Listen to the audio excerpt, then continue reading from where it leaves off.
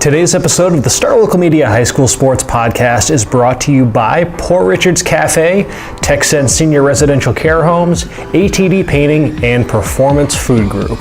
Port Richards Cafe, Plano's oldest restaurant since 1973. They are open daily from 5:30 a.m. to 2:30 p.m., serving the three most important meals of the day: breakfast, lunch, and dessert.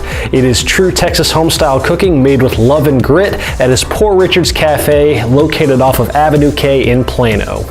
Texan Senior Residential Care Homes, senior care at its best with a family atmosphere. They specialize in making their facilities as close to a home living experience as possible. Not only that, there are no move-in fees and there are no visitation restrictions. They are located near I-635 in Marsh Lane in Dallas, right near Carrollton. For more information, you can call 469-400-7650. That is Texan Senior Residential Care Homes. And now, let's podcast.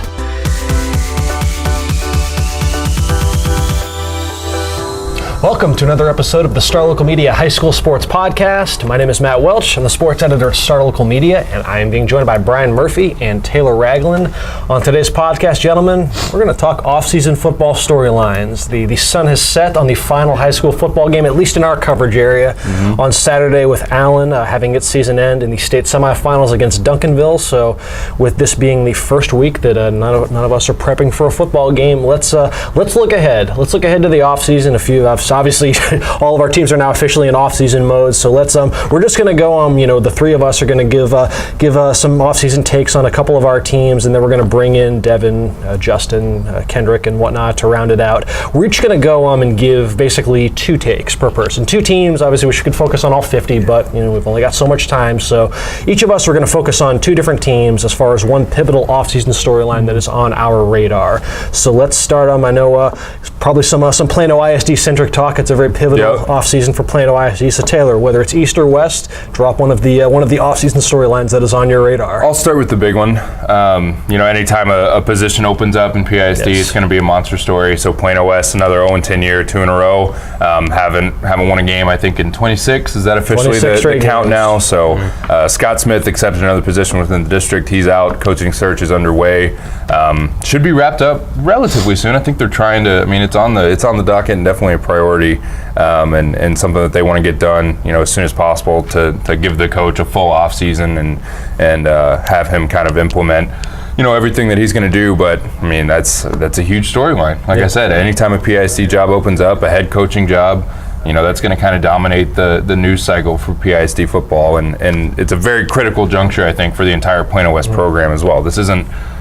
To me, it doesn't feel like a normal hire. No, it's not. It is a huge hire because this is the second biggest school in the state in terms of student body and how good this program could be, and obviously it's just not there lately. So I think the person that they choose to take the reins and try to get this thing steered back on the road and out of the ditch is going to be huge, because you can't afford to mess this one up and go even 1-9 next year. You can't afford that anymore at Plano West, because it's time to, if you're going to right the ship on this program and get it going back the right direction, you need to find somebody that's capable of doing that soon. You look at McKinney with Coach Shavers. These things are possible. If you find the right guy with the right combination of scheme and leadership and everything to come in and work with the personnel you've got. And I do think there's talent at Plano West. I think there's kids there that can play football. It's a 5,600 enrollment. And it's just a matter of maybe a change of scenery, maybe a change of scheme, maybe a different identity. Who knows what it is? But Gerald Brent and the PISD administration need to figure it out, because it's critical that they find somebody that can get this thing turned around quickly. I don't think it is hyperbole to suggest that this is one of, if not the most important hire that Gerald Brents will make during his tenure at PISD, just because this is such uncharted waters. Like you said, this is not a normal coaching hire or program. The second largest high school in the state, mired in a 2.5-year losing streak. And even just the circumstances aren't normal, because a lot of times coaches leave, they win 4-6 or 3-7. It's just not really working out, and it's time to take a new job. They're going somewhere else. This is not even that. This is dire straits, as bad as this program's probably ever been. So it's it's very critical, I think, that they get this one right, and figure out a way forward that that includes some winning football. It has to be one that I think inspires just a greater sense of energy around the program, and just something that's going to get kids wanting to play football at Plano West, because we cover the varsity level, for all these high school sports, but we kind of lose sight as to, for a situation like this, there's a trickle down effect. Oh yeah, because you have to wonder. You have to wonder how the prospect of playing for Plano West football, a program that hasn't won a game in 2.5 years, if you're a freshman at Shepton or something, how's that resonating with you? So it's got to be a hire that not just inspires an energy at the varsity level, but also one that gets kids at the lower levels wanting to be part of this program, because it's because nobody likes to lose. No. All these kids are competitors by nature. They're athletes. It's just that's how you're wired. So, if, to be part of a,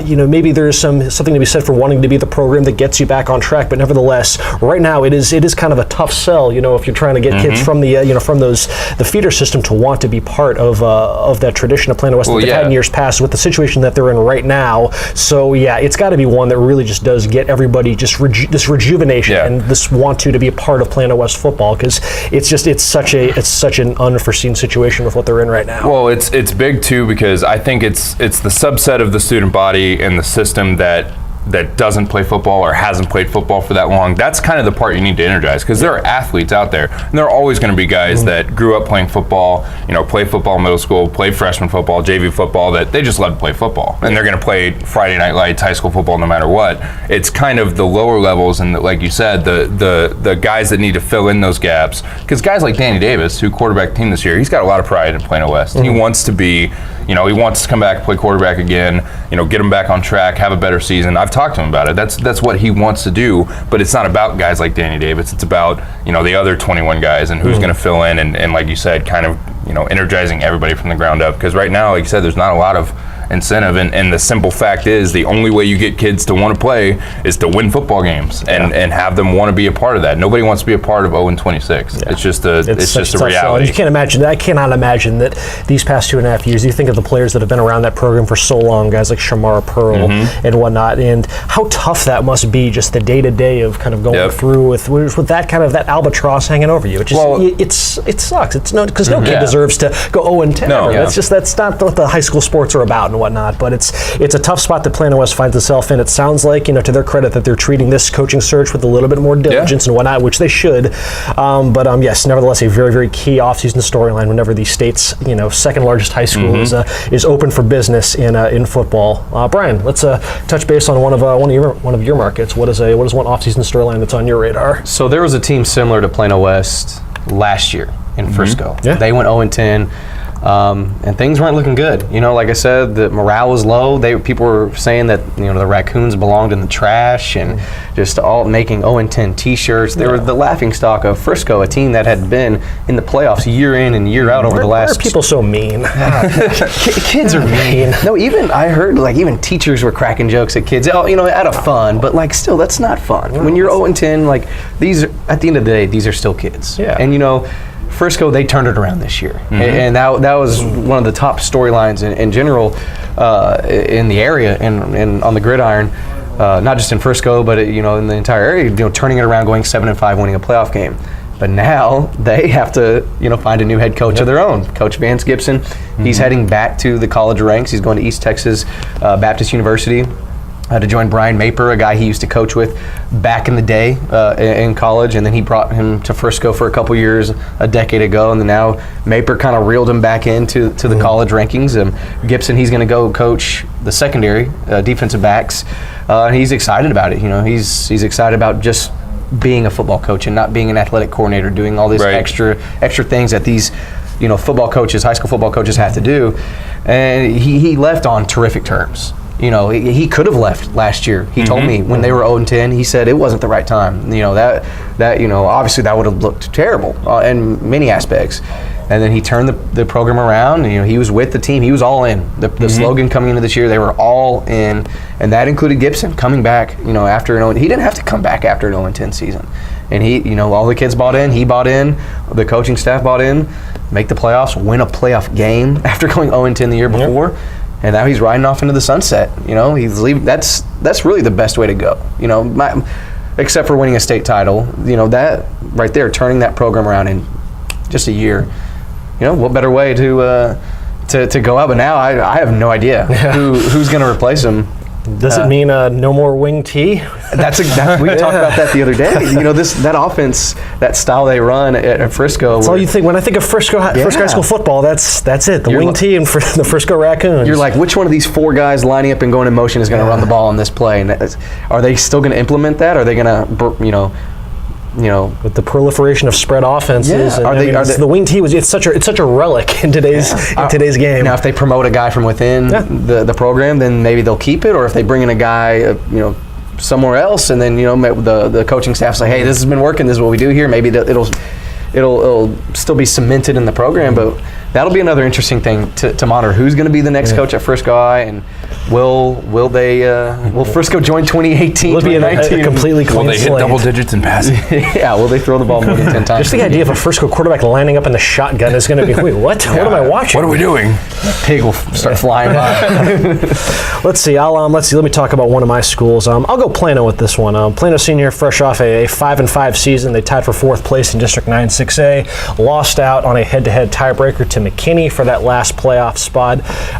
This upcoming season for Plano is going to be interesting just because at quarterback you're going to have something that you haven't had there since really like 2011, and that is the potential for a multi-year starter. You look at kind of the running trend with Plano is that for the past 6 seasons they've begun the year with a new starting quarterback. It's not a program that has been able to get in a player that they've been able to kind of mold through, have him get some reps as a sophomore, then have him start as a junior, as a senior, and whatnot. Well, there's a potential for that this coming season because Oliver Towns is the projected heir apparent to Cole Winnett, and Oliver Towns, he was a guy that it was kind of Winnett was always the starter, right? But Coach McCullough made it a point to get Oliver Towns some reps throughout the course of the season. It was a player that he always had a lot of praise for Oliver Towns and the progress that he was making, to the point where even though Winnett was the starter, you're thinking, well, okay, but is he the starter, or is it more of just kind of like a 1A, 1B? It almost was. For a while it was, and then Winnett separated himself at the end of the season, and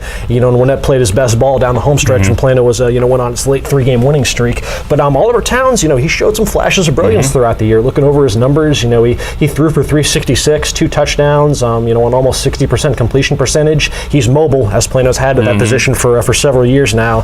He had 44 rushing yards and 2 touchdowns. So he's going to come in, but it won't be a shock to him because he has played not just like garbage time reps, but he did play meaningful varsity snaps in the first half against number 1 defenses. Against Plano East. He played a lot in that game, and I was pretty impressed with him in that one. So and there were times when it looked like he and Winnett were dead equals as far as who was the more productive quarterback. So it'll just be interesting just to see that from Plano's standpoint, because like I said, you'd have to go all the way back to 2011 when Richard Lago was their quarterback for the last time that they had a multi-year starter, all the way back to 2013 the last time that they had a player who wasn't a senior begin the year as their starting quarterback, and that was Mitch Hansen back in 2013. And I do think that there's something to be said for that, because you look at players like some of the other quarterbacks in District 9 6A, like we just got the all-district list, and if you look at the quarterbacks that either won superlatives or made the first team, guys like Grant Tisdale, Brandon Mallory, Keegan Shoemaker over at Prosper, what do they all have in common? They're all multi-year starters. So I think there is something to be said for that. To his credit, something that will ease that transition for Towns next year will be they'll still have a great backfield, most likely, even though Kyron Cumby graduates. There will be a natural handoff from Kyron Cumby to Tylen Hines as far as the big play punch out of the backfield. Tylen Hines and Cody Christ, who will be entering his 3rd year on varsity, they will helm the backfield. Tylen Hines, who was named the district's offensive newcomer of the year, averaged 10 yards a carry, just like Kyron Cumby's done in previous years. Tylen Hines, who had 780 yards and 9 touchdowns, and every bit the big play punch that Plano has become accustomed to out of the backfield. So that'll help ease the transition. But nevertheless, a situation that Plano's quarterback spot hasn't been in quite some time. Let's see, Taylor. Speaking of PISD, let's round this out with a look at old Plano East and a team that could have a very, very different look to it next year. It will. It's not could have. It will. I mean, if you just run down the list of seniors that are leaving Plano East, I mean, Brandon Mallory, Jalen Anderson, Braylon Henderson, Josh Bogowski, Zach Wachuku, Jalen Brown. Like, you could just go on both sides of the ball, but especially on offense. You graduate the entire receiving corps. You graduate pretty much the area's leading passer all year in Brandon Mallory. You bring back Trey Jones-Scott in your backfield, so you do have that one piece of consistency, but you know, it's going to be very interesting to see what they do on offense, to see if they kind of mold their offense in a different way because they're losing so much in their passing game. They're graduating their entire passing game. Yeah. I mean, that's just how you have to look at it. They're graduating everyone. So you bring Jones-Scott back. It's going to be interesting to see if, you know, they go toward a different look on offense and build it more around him and has his athleticism, because he's very athletic. He's very capable. And he's very underrated as far as just a pure athlete in the district, because they had so many weapons and they had so many other directions to go with the football in the passing game especially. So it'll be interesting to see what kind of load he's asked to carry next year and what he's asked to do. But, you know, on the defensive side of the football too, like I said, Jalen Brown in the middle, that defensive line is going to be gone. Josh Bogowski is going to be gone. That's secondary. Jake Hart, Tyler Owens. I mean, I didn't even mention Tyler Owens. He's going to the University of Texas. So it's going to be a very new look Plano East football team, and it's almost, you know, if you're a fan of Plano East, it's pretty disappointing, I would think, this year, because, you know, you win 8 games for the first time in a dozen years. You have a great season, but there's always going to be, you know, what might have been with this group and this offense and the caliber of players that they had back there, especially Brandon Mallory. That dude was so consistent all year long. Pretty much every game he had, you know, a bevy of wide receivers to throw to. They could all make plays. The defense, especially in the first half of the season, was lights out. So it's going to be very different. I mean, there's really no other way to put it. They're graduating a lot. And you know, Joey McCullough, you know, in my talks with him a little bit before the holidays, you know, he's excited about what they're bringing back. He thinks that, you know, obviously there's talent coming up. There's some younger guys, there's some JV guys, some juniors that, you know, played a lot on varsity, some guys that were forced to play, especially on defense because of injury. I mean, that's maybe one positive. Yeah. Especially, you know, the linebacker core, there's a lot of youth there that was forced into action because they had so many injuries. So there's guys coming up, but at the same time, it's going to be a completely different Plano East team next year, and it's going to look 100% different. How about you, Brian? One more offseason storyline before I let you go. You know who else is going to look pretty different? Frisco Reedy. Ah, yes. Speaking of powerhouse. So 13-1 season. They ran into Toledo. I think that game right there was the real state championship game. But, you know, they're losing Josh Foskey, 3-year starter. They're losing Nolan Matthews, their star tight end. He's going to Arizona State. They're losing Bennett Meekum, another star receiver that Foskey had a good connection with. They're losing 3 of their key offensive linemen, a couple of which are going off to play college football. They do get back Nate Anderson, big 6'4" monster at right tackle. He was a beast this year, but, you know, they're losing some of those guys. They lose a lot of their defensive line. Trevor Jones, Clay Patterson, Matthew Hoots, all district selections. Matthew Hoots was defensive MVP. How do you replace those guys? Granted, you get Will Harbor back. You know, we all know about Will Harbor, but that'll be interesting to see. And another team in Frisco, I'd be remiss if I didn't mention them, Lone Star. They have a lot of pieces coming back. It's quite the opposite for them. They have Julian Larry coming back. They have Marvin Mims coming back. A lot of their defense, their entire linebacking core, which was the strength of this team. They have Nick Bolton's younger brother, Noah Bolton, who is a sophomore this year. He was newcomer of the year at cornerback. He's coming back as a junior. Coach Rayburn's telling me he's got what it takes. If he could just beef up just a little bit. He's got the Bolton genes. Oh, yeah, exactly. He's got the Bolton blood, is what he said. And so, I mean, they lose guys like Trey Taylor and Ifo Pear and other key guys that have been a staple to this program. I know I'm missing some guys, too, but I think Lone Star is poised for an even bigger year now that Julian Larry has that year of varsity experience at quarterback under his belt. So it'll be interesting to see if Lone Star can continue to rise and retain that dominance, and if Reedy will maybe take a step back depending on what they get from the quarterback position and offensively losing so much offensive firepower. It's also worth noting that district could have a very different look to it next year. I'm speaking to 7-5A Division II. Oh, yeah. It's not just Josh Foskey that graduates. Everybody. Ryan Depperschmidt at Lake Dallas, he graduates. Carson Collins at Lovejoy, he graduates. And then you couple that with like the expected strides that programs like Memorial and Lebanon Trail will make in their Frisco's second years. coaching search, and who knows what they're going to look like. That district in general is because Lake Dallas loses. This is one of the biggest senior classes that they've ever had graduate. They're kind of Plano East like. I mean, except for Brandon Ingle, who does it all and is another. He's kind of in the Jones Scott role, just super athlete. Who knows where they're going to put him? But it could have a very different look to that. We could see year, three different playoff teams next year. Who knows? Princeton or Denison. Denison's always a strong team. I think Denison. I'll go on the record. I think they make the playoffs because I saw them play this year. They're young, but they're very talented, and they I beat think Frisco. And Frisco is the second seed. They're going to be very good. Yeah, and Memorial, I'm hearing that Memorial, they could be, a potential team like Reedy, make a huge leap. Maybe not this season, but in that third year. Yeah. And so 2 years from now, be a team making the playoffs and making some noise. Who knows? With all that talent up there in Frisco. So. Yeah. All right. Let's close out with one more school on my docket, and of course it's the team that just had their season end just a couple days ago. Let's talk Allen. Allen, fresh off a 14-1 season, another appearance in the state semifinals. Only the third loss that Allen has suffered since October of 2012. Wow. Are they all in the state semis? Is that all right? in the state semis, yep. Westlake, the Woodlands, and now Duncanville have been the only three that have befelled Allen. And what was that stat of double-digit losses?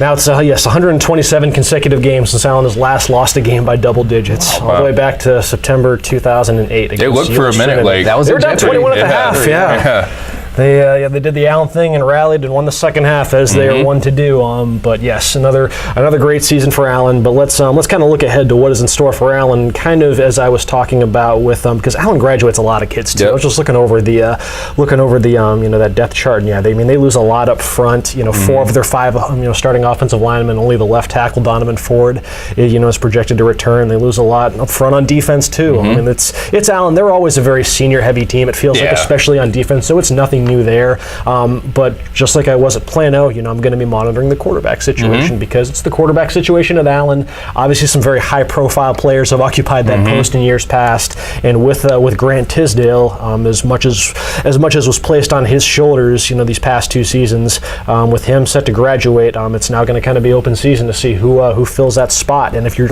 looking strictly at the depth chart right now, you look at a player like Raylan Sharp, who gotten more experience, I would say, than maybe any backup quarterback in the state, maybe with the exception of with the exception of maybe North Shore or Duncanville or whoever. It's because obviously Allen played. Allen won every game in the regular season by at least 3-4 touchdowns. Their starters did not play a full 4 quarters ever during the regular season, and as such, usually about midway through the third quarter is when they would start funneling in the backups, and that's when you got to see Raylan Sharp do his thing. And just in his mop-up duty, here were his numbers on the year. He completed 17 of 24 passes, so over 70%. 380 yards, 3 touchdowns, 1 pick. On the ground, he ran for 640 yards on almost 14 yards a carry and 12 touchdowns. So Allen's backup quarterback finished 4th overall on the team in total touchdowns. Well, and I think we had this conversation, after the Plano East game. He might have been the 3rd best quarterback in that district. Under Tisdale and Mallory, there's an argument for how talented he is and where he would play. If he didn't go to Allen, where he would start. I think he starts at obviously West, Plano. It's pretty amazing sometimes when you really just, you hear about it all the time, but that Allen talent pipeline is always pretty amazing to behold. So as denoted through those rushing numbers, he is a dual threat quarterback, and that was the one thing about Allen garbage time that made it's still worth watching, because you were almost guaranteed that he was going to have at least one run of 40, 50 yards. And the only time when you've ever heard the name Kyler Murray uttered in the press box was when Raylan Sharp would take off on a run, because he did have that kind of just playmaking ability. He's a hurdler for the track team, so he has that kind of speed. It'll be interesting to see. He did actually get so I mentioned he only played at mop-up time for most of the season. There was the game, if you were looking at what kind of how his skill set might project over an approximation of a full game. He didn't start against Plano West, but Allen played at starters mainly for 1 quarter. So he got to play the second and third quarters against Plano West, and he obviously he played very, very well. He finished that game 7 of 10, 148 yards, touchdown, 82 rushing yards, 3 touchdowns. So yes, definitely an element of explosiveness there at the quarterback position that Allen will have to consider as they look for the heir apparent to Grant Tisdale. There's him. There's Taylon Green, who's a sophomore that got called up to varsity for the playoffs. So nevertheless, there's a lot that's been placed on the quarterback position in years past for Allen. So a very pivotal decision awaits the Eagles as they embark on their off season. And with that, obviously, we've still got 3 other guys on staff that have some off-season takes for the Denton County schools, for McKinney, for East Dallas County. So we will let Justin, Kendrick, and Devin take the reins in a moment after a word from this sponsor. Let's take a quick break to talk about ATD Painting. Whether it's painting, staining, carpentry, residential, commercial, interior, exterior, ATD Painting has you covered. They have 4 locations in the Metroplex, including Plano and Lewisville. You can call 972-694-8888 for more information, or you can visit their website at atdpainting.com. That is ATD Painting. Check it out to see just how affordable professional painting can be. And now, let's get back to the podcast. Well, welcome back. We did a little line change here, so got 3 new faces joining you for the second half. Kendrick Johnson, our McKinney reporter, and Devin, our Mesquite and Rowlett reporter. Sports editor. The sports editor, and Devin Hassan, our Rowlett and Mesquite guy, and of course Justin Thomas with the Denton County programs. So JT Money. Gentlemen, we're going to continue talking about some off-season storylines here in football. So I guess, Kendrick, you want to start with you? I think you have got a hot one. I got probably one of the hottest jobs in the state right now is the opening at McKinney Boyd. First time the job's been open since the school opened, as they'll be looking for the second coach in the program's history. Coach Don Drake recently resigned after going 9-21 in 3 seasons. So I have no idea. I talked to athletic director Sean Pratt and said they're not making no decisions till early next year. Yeah. He's going to go on vacation, so I have no idea who's going to pop up. See what else opens up. Anybody can pop up because this is the second time since I've been covering McKinney that they had a coaching search. Last year, Coach Marcus Shavers, from my knowledge, he came out the blue and he led the Lions to the playoffs in the first year. So McKinney knows what they're doing. They're hiring coaches because that team had the talent of some 5A schools, and they got better and better each week. Got to the playoffs for a second year in a row. So whoever the new coach is going to have some big shoes to fill because Boyd's been down for the last 3 years, and they're definitely thirsty to go back to the playoffs. Have they given any indication? Do you think it might be somebody in-house that's going to get a promotion up there? Or do you think any indication? Yeah. I think there's from what I gathered, there's some people that you wouldn't think that would be interested, big name people from around the state that are interested in this position. So I think it's going to be somebody big name that's not even from this area. Because if they're taking their time on this, chances are they're doing statewide. I take that back. It's going to be a big name. They could be from this area. I don't even know who the big name, but it's going to be a bigger name than what you would think. That's going to be interested. So that's why I don't think it's going to be in-house, but it's going to be a big name. I just don't know who he is or where he's coming from, but he's going to have somebody that's going to have some legit skins on the wall. Devin? What are you looking at? Any coaching changes for you, or are you no coaching as of now? You're not. I guess we can see what happens here in the next couple of weeks. Same boat for me so far. So. Because you know how those things work. It's a domino effect. Yeah, and definitely. When they have these big high-profile jobs open, it just trickles down. But I guess one storyline I'm looking at, starting first with 10-6A, is are Sachse and Rowlett coming back to the pack? Or better, I guess a better way to say it is, are the other programs catching up with them? I mean, it seems silly to say about a Sachse team that's gone undefeated in district the last 3 years, but those games have been getting more competitive. Rowlett's been right there with them as the clear number 2 in Garland ISD, but programs like Lakeview, programs like Naaman Forest have made the playoffs here in recent years. Garland, by all accounts, has some very good sub-varsity teams. South Garland's numbers are growing. That's one of the big things to keep an eye on. Is 2-3 years ago, Sachse and Rowlett had by far the 2 largest enrollments in Garland ISD. And the bigger the talent pool, obviously, the better chances you have of building that depth that a 6A program needs. Well, here in the last few years, that enrollment gap is narrowed to where all the Garland ISD teams are kind of on equal playing field in terms of number of students going. So again, Sachse and Rowlett are still strong. Freshman JV this past year, Sachse went undefeated in their freshman team. Also won the JV championship, I believe. But those other programs are somewhat catching up, and I think it's going to, be a lot more evenly played as we kind of go in these in the next 2-3 years. The first thing I'm looking at is I'm very intrigued to see what happens with the Colony next season. They obviously had a big time year this year, winning the district title, undefeated in district, got that big win over Lone Star. Unfortunately, they got upset in the first round by Timberview of the playoffs there. But, you look at the Colony and you think this is a team that's going in the right direction. They've made the playoffs 6 years in a row. And then you look at what they have in the skill player department and you figure they're going to just be able to pick right back up next year with Mikey Harrington coming back for his 3rd year starting under center. Miles Price, do it all, district MVP, Keith Miller, the former Texas Tech commit, just backed out of that commitment after receiving a Kansas offer and has opened up his recruiting. They have a guy, Wade Simmons, who Coach Rangel thinks could be the heir apparent, in their ground and pound attack for Jaden Abdallah. So you gotta see Miles Spice. That kid's special. Yeah, he's incredible. So looks like, when you look at the skill players, this team's going to be loaded. But then you turn around and you say this is a team that graduated 15 all-district players, including the big thing, graduated 5 all-district offensive linemen. So they're going to have an entirely new offensive line. They're going to have 7 new graduated 7 all-district players defensively, including 3 linebackers. So. I know the Colony's sub-varsity teams have been very good over the past couple of years, and Coach Rangel has kind of been looking forward to these next couple of years. So I know there's talent coming, but man, replacing 5 offensive linemen, especially in that offense, especially the way that offense operates, that's going to be a big task for them. So I'm interested to see how they come along, in particular in the front 7 on defense and the offensive line on offense. Kendrick, anything else you're looking at?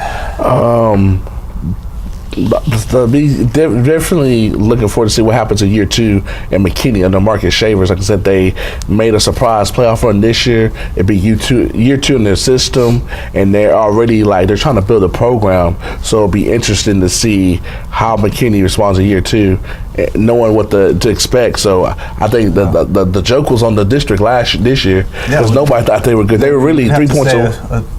Probably the surprise team in the district. Without a doubt, because they were 3 points away from sweeping the Plano schools. They beat their crosstown rival Boyd for the first time in 9 years, and they also beat Jesuit. So they definitely things are looking up.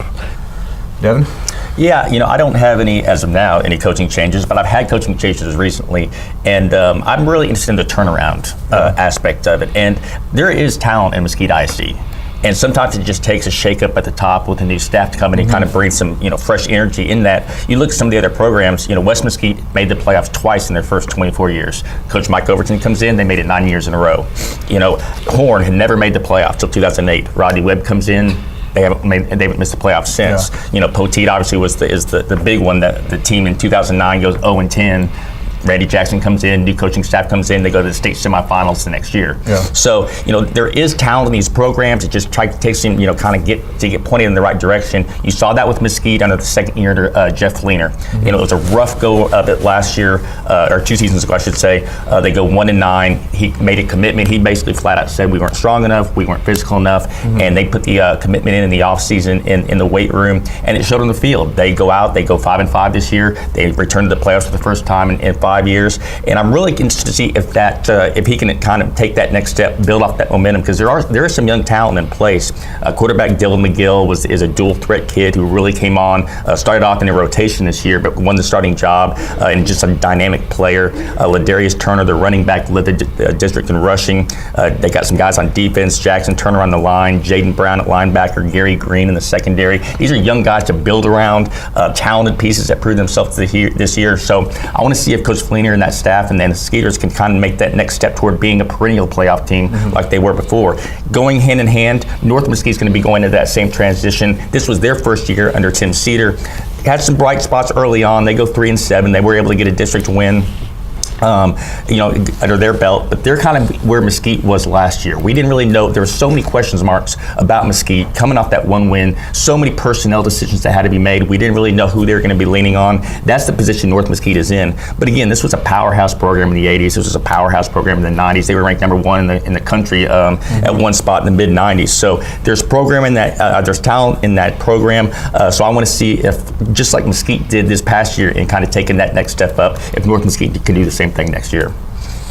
The other thing I'm looking at is, coming into this season, we had these podcasts and we were talking about, how different teams were going to look. You had Clayton Toon moving on from Hebron after 3 years starting. You had Brady McBride leaving Coppell after 3 years starting, and lots of uncertainty for the teams I cover at the quarterback position coming into the year. Well, next year it's going to be the complete opposite between the 5 teams that I cover that are in District 6A as well as the Colony. Only one of those teams is going to have a new starter. That's going to be Lewisville. They're going to lose A.J. Newsom to graduation. But even when you look at the Farmers, the way their offense runs and operates, A.J. was only a guy. He only threw about 15 passes a game. So it's not like the whole offense there at Lewisville was built around his arm. A lot of his contributions actually came with his legs and stuff. But then you look at the other schools, in 5A you have the Colony and you have Mikey Harrington, so he's going to be coming into his 3rd year as a starter. Carson Harris is going to be back at Hebron as for his second year after replacing Toon this year. Flower No Mound. changing bridges though too. Yeah, no Trajan Bridges anymore, but he showed he could do some things with his legs and arm as well, so I think he should only get better. Blake Short's going to be in his third year starting at Flower Mound. Coppell's going to have Drew Sternulia back if that's how they opt to go. They juggled a little bit this year, but he'll be back, and then Marcus has Nussmeier back after pretty much being their main quarterback this year. So as tight as that district was this year, coming down to the last week, that's a huge advantage for all those teams. Absolutely, and some of these guys were transfers too that came in late last year. So just all those guys, that stability, a whole offseason, and with stability at the quarterback position, I think is something that's going to benefit all these teams. Since I got Devin here, it's going to be interesting to see how that Division 175A shakes out, because like this year that travel made a big difference, bigger than what people thought. Yeah, I mean, it's because those teams played way better at home than they did on the road. Like the outlier of all outliers is North against Sherman. They still don't know what happened to this day in that game. They just know that they're looking for them to come back here and come down to McKinney next year. But that's how big of a difference that travel made. That's just an hour ride. Well, and it depends. Obviously I don't have everybody's schedule in front of me right now, but you're going to have years where you might get lucky. You might have John Tyler at home and Texarkana, Texas High at home, and you don't have to make those extreme road trips. I mean, you still have to go to Sherman. You still may have to go, from the Mesquite standpoint, you still may have to go out to McKinney. But I think the two big ones are, as far as our local teams are concerned, are the Texarkana and John Tyler. You look at it from those teams' perspective, they're having to pretty much come to the Metroplex every other week. So it was a factor, like I say, sometimes and that could, catch a break. Maybe you get, both the East Texas schools at home during the course of the year, and that may be, a difference in one win, and that one win may be the difference between making the playoffs or not. You saw what happened this year, because Sherman got that win and ended up getting the tiebreaker, because a lot of people thought West Mesquite was going to get in, and they got that last spot. Yeah, it came down, it was a three-way tie, and it came down to the points, and sometimes those things happen. Well, gentlemen, I think that's about to wrap it up. Thanks you guys for tuning in to another edition of the Star Local Media High School Sports Podcast, and we will see you back later this week. Thanks for checking out this edition of the Star Local Media High School Sports Podcast, brought to you by Performance Food Group. They deliver more than 150,000 food and related products to customers all across the country. Their McKinney office is currently hiring Class A CDL drivers, order selectors, and many other entry and part-time positions. For more information, you can visit their website at pfgc.com/careers, or you can call 214-491-3130. That is Performance Food Group, located in McKinney at 500 Metro Park Drive.